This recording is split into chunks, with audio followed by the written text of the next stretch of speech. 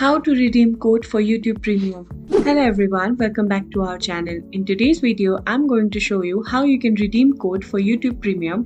It's super simple, so let's get started. First, we need to head over to your browser, and once in the browser, in the search bar, you need to type YouTube Premium redeem code. And once you do that, you need to hit enter. From here, you can see the first option that says that is from youtube.com, that says youtube.com /redeem. You need to go ahead and click on that. Once you are here, you need to go ahead and enter the code that you have. Here, I'm going to enter some random code. Now, once you have entered your code, you need to simply click on next. As you can see that you are now redirected to Google Play.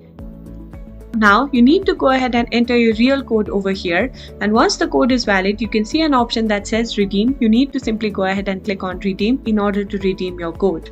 And that's it. I hope this video helped you out. If it did, please give this video a thumbs up, subscribe to our channel, and I'll see you in the next video.